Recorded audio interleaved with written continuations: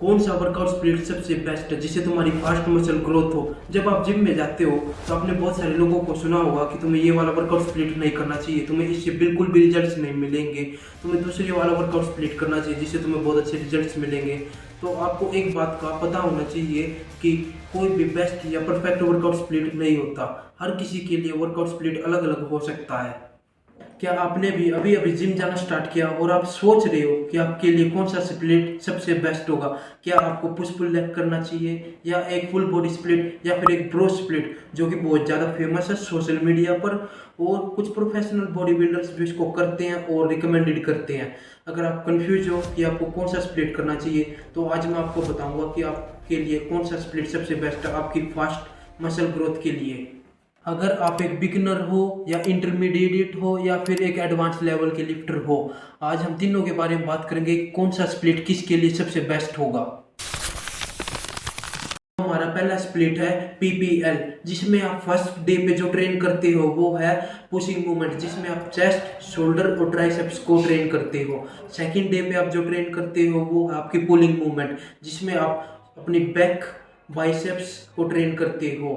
और third day पे आप करते हो ट्रेन अपने लेग्स को, जिसमें आप अपने क्वाड्स, हैमस्ट्रिंग और काफ्स को ट्रेन करते हो। अगर तुम एक बिगिनर हो जिसने कुछ टाइम पहले ही जिम जाना स्टार्ट किया है और तुम्हारे लिए बहुत ज़्यादा डिफिकल्ट होगा ये कि एक ही दिन में एक ही मसल की बहुत सारी एक्सरसाइज लगाना, और तुम्हें कोई ज़रूरत भी नहीं है कि एक ही दिन में 7 या 8 एक्सरसाइज एक ही मसल की लगाओ। अगर तुम ये कर रहे हो तो तुम अपने इंजरी के चांसेस बढ़ा रहे हो और तुम्हारा माइंड मसल कनेक्शन उस पर कभी भी अच्छा नहीं होगा।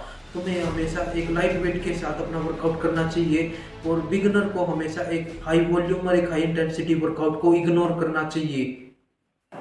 अगर तुम एक इंटरमीडिएट या एडवांस लेवल के लिफ्टर हो जिसको 6 या 7 महीने हो चुके हैं जिम जाते हुए या उससे भी ज़्यादा 1 या 2 साल, तो तुम एक हाई वॉल्यूम और एक हाई इंटेंसिटी के साथ वर्कआउट कर सकते हो, क्योंकि तुम्हारे बेसिक्स बहुत ज़्यादा क्लियर हैं उनमें। हर एक एक्सरसाइज में, चाहे वो फ्री वेट हो या फिर किसी भी मशीन पे हो, तुम्हारा माइंड मसल कनेक्शन बहुत ज़्यादा स्ट्रॉन्ग होगा उस पर।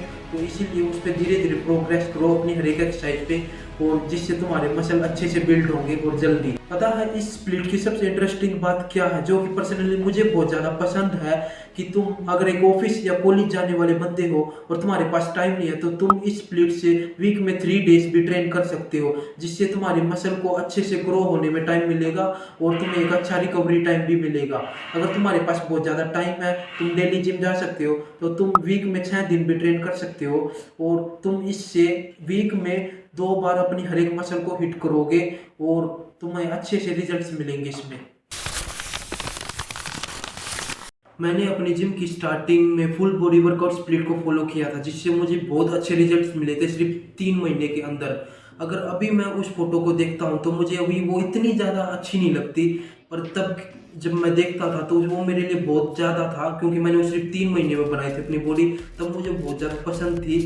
पर अभी वो मुझे इतनी पसंद नहीं है, क्योंकि शायद मैं और ज़्यादा ग्रो कर चुका हूँ उसमें। इसलिए फुल बॉडी वर्कआउट स्प्लिट आपकी हर मसल को अच्छे से स्टिमुलेट करता है और आप जल्दी ग्रो कर पाते हो। अगर आपने अभी अभी जिम जाना स्टार्ट किया है तो ये वर्कआउट स्प्लिट बहुत अच्छा होगा आपके लिए, क्योंकि आप अपने वीक में हर मसल को मल्टीपल टाइम टारगेट करोगे और आपकी मशीनों पे जो नॉलेज है वो भी बढ़ेगी, और जो फ्री वेट है उसको आप स्टेबल करना सीख जाओगे जल्दी।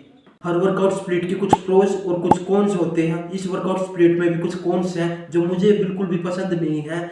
जब आप फुल बॉडी वर्कआउट स्प्लिट करते हो तो इसमें यूजुअली ज़्यादा टाइम लगता है। अगर आप वीक में 2 बार ट्रेन कर रहे हो तो इसमें थोड़ा सा टाइम लगेगा, क्योंकि आपको अपनी अपर और लोअर बॉडी को ट्रेन भी करना होगा और उसके साथ अपनी अपर और लोअर बॉडी को वार्म अप भी करना होगा हर सेट से पहले। तो ये थोड़ा सा ज़्यादा लंबा होगा। अगर आप वीक में 5 दिन ट्रेन कर रहे हो तो आपको थोड़ा टाइम कम लगेगा, और ये थोड़ा सा अच्छा भी है। जब मैंने जिम स्टार्ट की थी तब मैं वीक में 5 दिन ट्रेन करता था, क्योंकि मेरे पास टाइम थोड़ा सा ज़्यादा था, इसलिए तो मैं 5 दिन वीक में ट्रेन करता था और मुझे 3 महीने के अंदर बहुत अच्छे रिजल्ट्स मिले थे। दोनों ही तरीके बेस्ट है। अगर आप वीक में 2 बार ट्रेन कर रहे हो वो भी, अगर आप वीक में 5 डेज ट्रेन कर रहे हो वो भी, आपको दोनों तरीकों में रिजल्ट्स मिलेगा। बस आपको अपने वर्कआउट प्लान्स को थोड़ा सा एडजस्ट करना होगा अपने टाइम के हिसाब से। आपने बहुत सारे इन्फ्लुएंसर्स और बॉडी बिल्डर्स को सोशल मीडिया पर सुना होगा कि आपको ब्रो स्प्लिट फॉलो करना चाहिए, और कुछ खास बॉडी बिल्डर्स जो प्रोफेशनल होते हैं वो भी इस स्प्लिट को बहुत ज़्यादा फॉलो करते हैं, और आप भी उनको देखकर ये स्प्लिट फॉलो करने लग जाते हो, पर फिर भी आपको इतने ज़्यादा रिजल्ट्स नहीं मिलते। आपने सोचा है क्यों? आपको एक बात का हमेशा पता होना चाहिए कि आपको अपने स्प्लिट को कब चेंज करना है और कब नहीं। हमारी बॉडी कुछ सिग्नल्स देती है स्प्लिट को चेंज करने से पहले, और वो सिग्नल्स क्या होते हैं? तो उनमें से दो सिग्नल्स जो मेन होते हैं, जो मैं बहुत ज़्यादा ध्यान में रखता हूँ, उनमें से एक है आपकी स्लीपिंग साइकिल। अगर आपकी नींद बहुत ज़्यादा खराब हो रखी है, आपकी स्लीप साइकिल बिल्कुल बिगड़ चुकी है, तो आपको अपनी स्प्लिट को चेंज करना चाहिए। दूसरा, आपकी रिकवरी, आपकी बॉडी अगले सेशन तक रिकवर नहीं हो रही है, तो आपको अपने स्प्लिट को चेंज करना चाहिए। एग्जांपल के लिए, अगर आपने आज बैक को ट्रेन किया, तो अगले बैक के सेशन तक आपकी बैक अगर रिकवर नहीं हो रही है, तो आपको अपने स्प्लिट को चेंज करना चाहिए। तो ये कुछ सिग्नल्स हैं आपकी बॉडी जो आपको देती है आपके स्प्लिट को चेंज करने के लिए।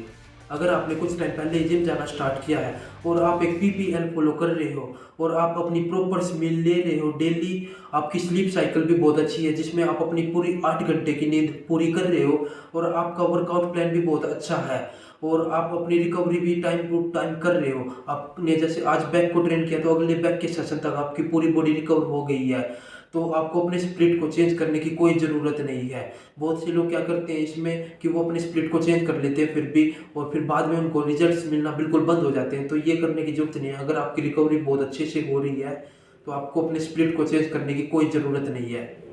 अगर आपने कुछ टाइम पहले ही ब्रो स्प्लिट वर्कआउट करना स्टार्ट किया है तो कुछ बातों का आपको ध्यान रखना होगा। मैंने अपनी जिम की स्टार्टिंग में कुछ गलतियां की थी जिसकी वजह से मुझे रिजल्ट्स बहुत ज़्यादा लेट मिले, और जब मैंने अपने ब्रो स्प्लिट वर्कआउट को करना स्टार्ट किया तब भी मैंने कुछ गलतियां की थी जिसकी वजह से मुझे और भी ज़्यादा लेट रिजल्ट्स मिले। तो वो गलतियाँ आप ना करो। तो उनमें से जो पहली गलती है वो है कि आप फेलियर के बियॉन्ड ट्रेन ना करना। बहुत सारे लोग क्या करते हैं कि वो 6 या 7 रैप लगा के अट जाते हैं और वो फेलियर के बियॉन्ड ट्रेन ही नहीं करते। तो ये बहुत ज़्यादा ज़रूरी हो जाता है जब आप ब्रो स्प्लिट वर्कआउट फॉलो करते हो कि आप फेलियर के बियॉन्ड ट्रेन करो अपनी हर एक मसल को। अगर आप ये नहीं करते हो तो आपकी मसल बिल्कुल भी ग्रो नहीं होने वाली इसमें, तो ये बहुत ज़रूरी है। अगर आप एक ब्रो स्प्लिट वर्कआउट करते हो तो आपके लिए बहुत ज़रूरी होता है कि आपकी एक ही मसल की बहुत सारी एक्सरसाइज करो, और ये एक बिगिनर के लिए बहुत ज़्यादा डिफिकल्ट होता है कि वो एक ही दिन में एक ही मसल की बहुत सारी एक्सरसाइज कर ले। अगर आप एक इंटरमीडिएट या फिर एक एडवांस लेवल के लिफ्टर हो तो ये बहुत आसान होगा आपके लिए कि आप एक ही मसल को बहुत सारी एक्सरसाइज के साथ ट्रेन कर सको। पर एक बिगिनर के लिए बिल्कुल भी आसान नहीं होगा, और उसका माइंड मसल कनेक्शन भी बिल्कुल भी स्ट्रॉन्ग नहीं होगा उस पर। अगर आप एक इंटरमीडिएट या फिर एडवांस लेवल के लिफ्टर हो तो आप ये आराम से कर सकते हो, क्योंकि आपके इसमें बेसिक बहुत ज़्यादा क्लियर होंगे। और एक बिगिनर के लिए बहुत ज़्यादा मुश्किल होता है कि एक फेलियर तक ट्रेन करना और दूसरा बहुत सारी एक्सरसाइज करना एक ही मसल की एक ही दिन में। तो ये बहुत मुश्किल होगा आपके लिए। अगर आप एक बिगिनर हो तो इसको बिल्कुल नहीं करना आपको। लास्ट में मैं आपको एक ही बात बोलूँगा, कोई भी वर्कआउट स्प्लिट खराब नहीं होता।